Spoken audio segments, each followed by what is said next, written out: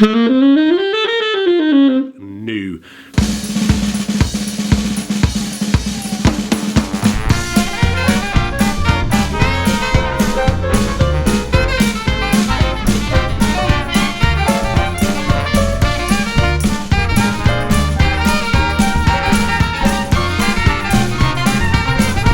Don't you just love that smell after it's just been raining and the sun comes out? I think it's amazing. I love it.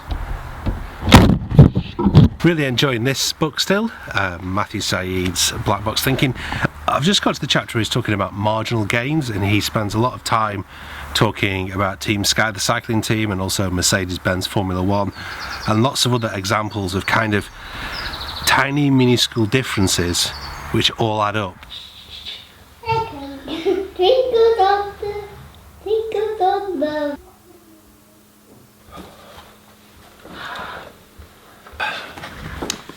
Before I talk to you about altered scales, let me just unbox this. I'm going to do reviews of this tomorrow, but I've got a microphone for the iPhone to hopefully improve Facebook Live things I do for you guys.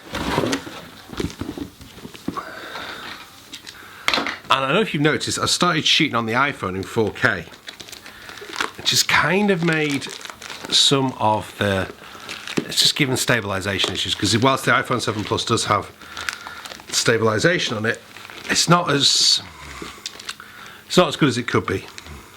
So it's the Smooth 2. I really want to use it today, but I'll wait till tomorrow and do an unboxing for you. No, I'm going to do the unboxing now. So this will kind of get dropped into tomorrow's vlog as well. Okay, so here's the unboxing of the Smooth 2, nicely packaged. Kind of like Apple just changed the game, didn't they, when they did their packaging. Everyone else, if you've got a good product, you want to make sure you get your packaging as good as Apple's, and Smooth are doing a good job here. So user manual, bits and bobs. So review of that tomorrow. Let's get back to some saxophone talk. The altered scale is a really common use scale in jazz. Sounds like this.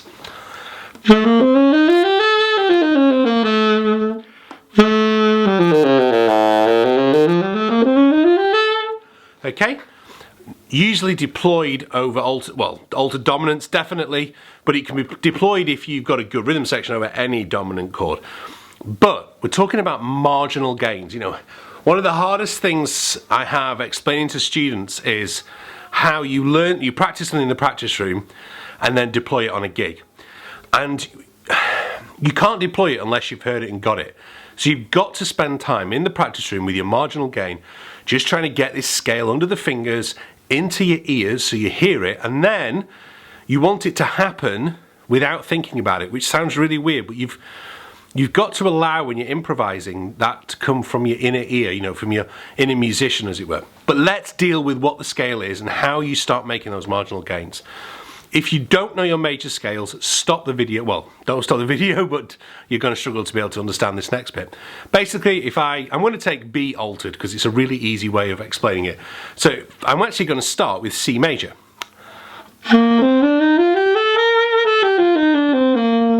Because this is the essential building block of B altered, okay? I now make that C major into a C melodic minor by simply flattening the third note, which is E, C, D, E. Make it as E flat.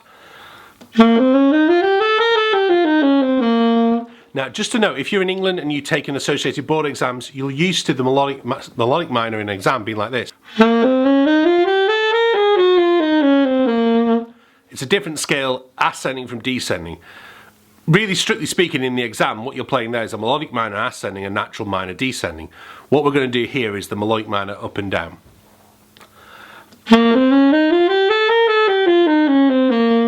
And to turn that into B altered, you basically start that on the 7th mode of that scale, which is B, okay? So play the same notes, but play it starting a B.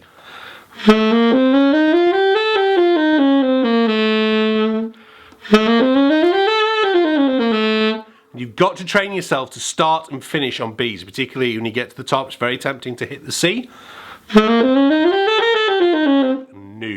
Always keep it to the B. And play it 2 octaves. Make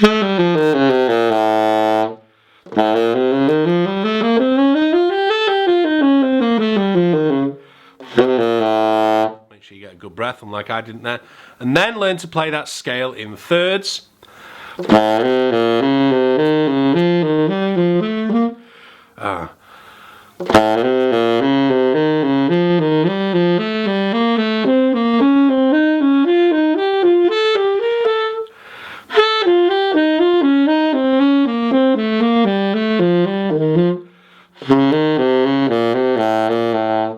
can't on the sax, you've got no low A, so it kind of ruins the thirds.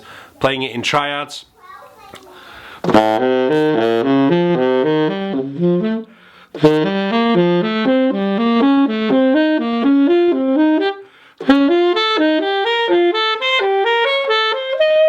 Now it's quite interesting when you do it in triads because you end up with a weird kind of, well not weird, but a different kind of lineup.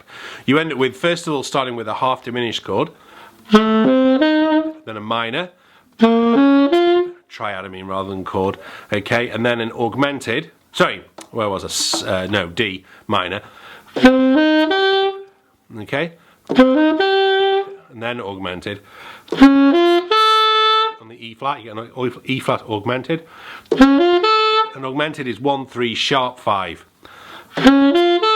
quite distinctive, diminished. Suppose you could class that B triad as just simply diminished. It would end up working out as minor 7 flat 5, but for the purposes of just playing it in triads. Final little thing I want to show you, because I know this is a lot of information here. Obviously, first off, know your major scale. Secondly, know your melodic minor, and then turn it into the altered scale by starting it on the 7th note. Finally, mess around, well, practice, I shouldn't say mess around, play around with those triads. So I could play them going up and down. So go up the B, down the C, etc. Okay? That's how you start to make marginal gains with scales. It's just playing it in the practice room. And I find, personally, it's when I get to that stage of taking it in triads or in fourths that it really starts to form things that I can play on the bandstand. Very quickly, because the battery's going low on the camera, I should have changed the battery over before I came out, but I just wanted to play for you the new Chris Potter album, which came out yesterday. Really, really good stuff on it. It's called The Dreamer is the Dream. Well worth checking out. I'm heading now, hang on Chris, heading now to Saffron Hall where I do a Saturday morning jazz class, and then I've got the afternoon off, which don't know what we're going to do.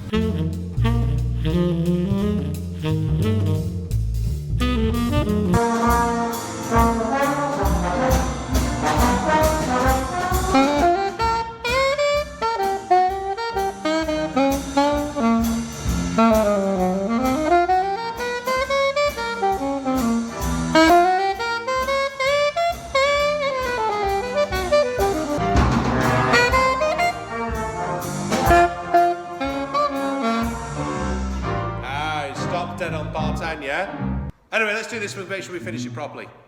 But yeah, you just need to either write it out by hand neatly, like a lead sheet in a real book, or, you know, and I want an A4 sheet of paper for each person.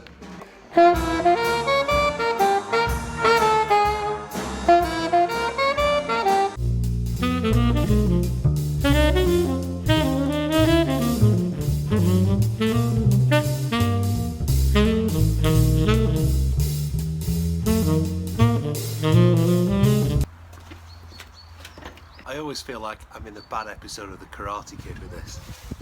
Paint the fence, paint the fence. Up, down, up.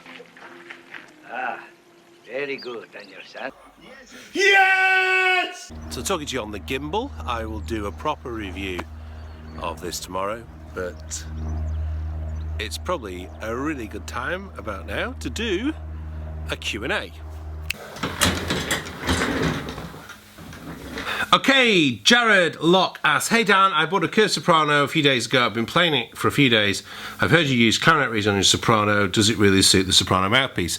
Hi Jared, yes, for me it does. I use clarinet reeds on my soprano. To be fair, just come back to that, Jared. When I'm playing curved soprano, I tend to use my absolute mouthpiece, video up here, and I do use soprano sax reeds on that. But you could experiment with clarinet reeds, just because the music I tend to play on curved soprano, as I've said before, is choir stuff and kind of free jazz stuff.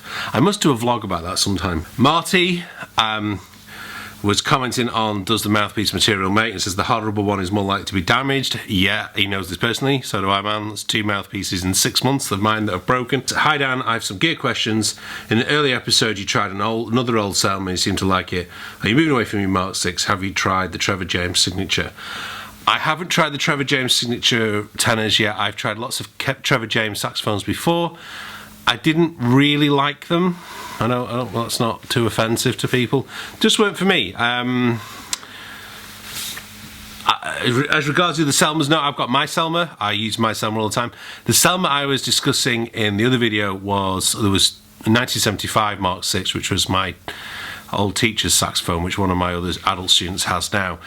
There was another saxophone which I'll try and see if I can borrow to do a video, another one that I picked out for a student of mine, which is the 1958 Mark 6, so it's 2 years younger than mine, but it's original lacquer and it came with the original case. It's a really beautiful saxophone. Alfonso asked, how do I do the next survey? Alfonso, when I do a new survey, I will let you all know. There was one final question from James, who approached me on Twitter. He said, Dan, do we just have to ask you about saxophone things on the vlog? Not at all. Ask me anything. Seriously, I'm up for answering almost any question on this Q&A session. Please do keep them coming in. If you're not sure, if this doesn't respond to a particular video, then by all means contact me on Twitter. Make sure you check out the Cambridge Saxophone Facebook page, because there's loads of, if you're a saxophone player, loads of free lessons going up on that website now that I'm distributing via the Facebook page. That, I think, brings us to a nice logical conclusion for today's vlog. Tomorrow I'm going to give you a proper review of the gimbal that I've just been messing around with. I'll hopefully be able to do a good idea on it. I'm already quite happy with the results on it, and I've also got that new microphone to try out as well at some point. So thanks very much for watching. Please make sure you do subscribe. Let's just see, I think it may have already gone through. I basically said my 3,000 subscriber was going to, it's still open. If you're watching this and you haven't already subscribed and you become the 3,000th person to subscribe to the channel, free signed CD on its way to you of Jazz Vespers. So thank you very much for watching. See you very, very soon. Goodbye.